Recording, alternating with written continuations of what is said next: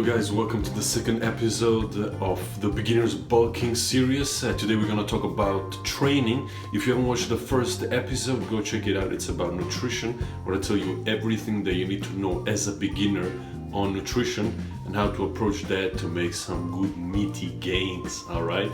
But today let's talk about what you can expect. We're going to talk about how you have to train. We're going to talk about when you have to train. We're going to talk about which exercises you have to do. We're going to talk about the time that your training should last. And then we're going to talk about other things such as warm-up, cool down, workout logs, and all these things, all right?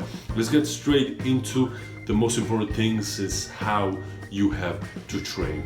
As a beginner, I don't want you to go grab some weights and start pumping, You should have a structured plan, a structured workout, and you should go in the gym every time with the aim to either increase repetitions or the weight that you're pushing, all right? So when you're going to train, you wanna, for example, get a weight and the following week maybe do one more repetition, or the following week increase the weight by maybe 1 kilo or 2 kilo, all right? So when you go and structure your workout, actually you can get a workout that I already made for you from my website, gshealthcoach.com. Those are like the best exercises that I found myself and put them together in a program which I actually use right now, and I give it to you for free to try. But anyway, continuing about when you should train, there is no specific time. If you want to train in the morning, you can. If you want to train in the afternoon, you can. Evening, you can. But something important about the time that you train, you shouldn't go training for 3-4 hours like you see the bodybuilders do. For you, 1 hour, maximum 1 hour and a half, that's enough, all right? And I suggest you as a beginner to train 3 to 4 times a week. More than that, you don't need it. Also because the way you should train is either full body workouts or workouts that focus on big lifts, big body parts together. So I give you an example. If you haven't checked out the program I put together, I give you some insights, some little tips right now. So for example, you come on Monday, you're gonna train legs, big group, do it by itself. Then you take 1 day rest in between to recover, and then Wednesday you go and you hit, for example, chest, tricep and shoulders. You see, you put together a lot of muscle groups, and that's 1 day. Then we go to Friday, because you take a rest day in between, and then you're going to train back, biceps and traps. You see, like, you're putting together a lot of muscle groups, and that's what's going to give you the best benefits, because as a beginner you are stimulating your body as a whole, and by training as many muscle groups at the same time, you're creating even a larger stimulus to your body, and this is going to produce a benefit to you as an increased growth. So then we talked about the length of the training, we talked about how you should approach the training, we talked about how to split it in the week, we talked about what exercise to do, but something that we haven't talked about is how to approach the workout at the beginning, like as soon as you walk into the gym. Should you just go pick a weight and train? Not really. Like, what I recommend you to do every time you walk into the gym, the first thing you should aim for is to break a sweat, get a little bit sweaty. So my recommendation to you on what to do is you go sit on the bike 5 to 10 minutes, or go on the treadmill, light walk, light jog, 5 to 10 minutes, until you feel warm, until you feel a bit the heart beating faster. Like what I do, if you have those machines that track your heartbeat, I always aim to get my heart rate at like 120.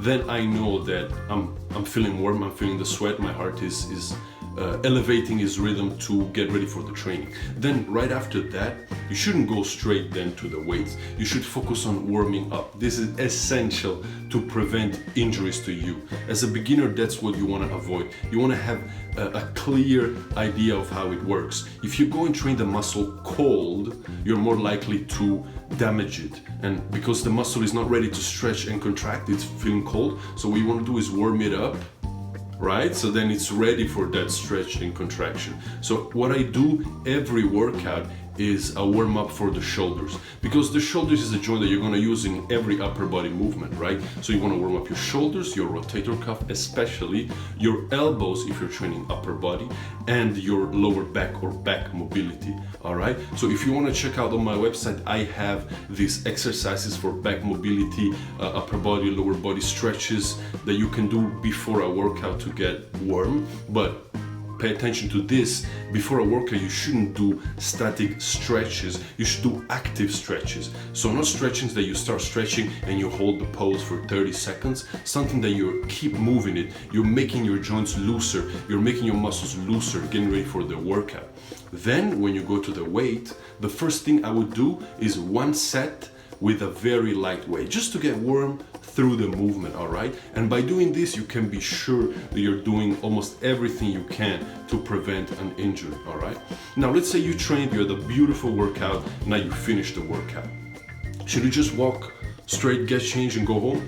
Not really. Like, also here, what I recommend is now to do those static stretches where you hold the pose for like 30 seconds. This is gonna be beneficial to promote recovery and help the muscles to not be so sore and painful the next day. Also, because pay attention to this, as a beginner you might have heard that if the next day your muscles hurt, it's good, you're making gains, you're making progress, you're putting on that meat. Well, not really. That's not correlated, that's not directly related.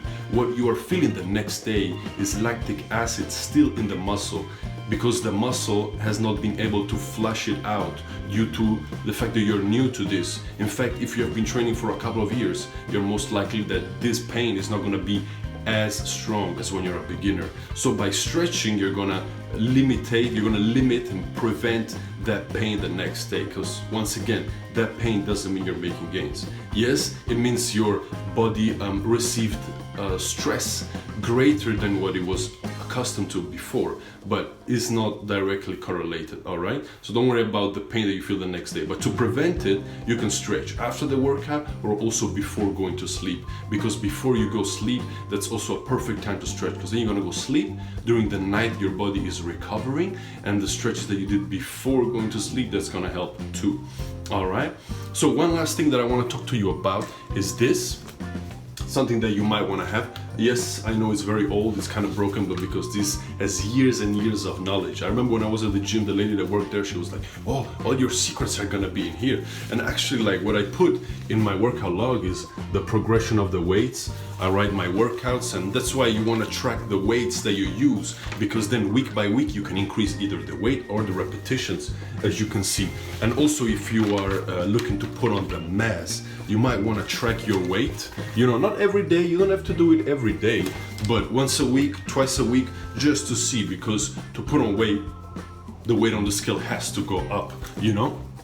But yeah, guys, I hope you found this helpful. I give you all the tips you need to start your training. Episode 1 was about nutrition. The next episode that's gonna come is gonna be about either hydration or it's gonna be about rest days. I haven't decided yet, but either or, it's gonna be both. I'm gonna do one or the other depending on what I feel like. And once again, guys, workout programs on my website, gshealthcoach.com. You're gonna find stretchings and you're gonna find a nutritional guide as well. If you haven't watched the first episode, go check it out. Look out for the next ones coming soon. If you have any questions, put it in the comment. I'll be glad to answer. Subscribe to watch more videos, and I'll see you in the next one, guys.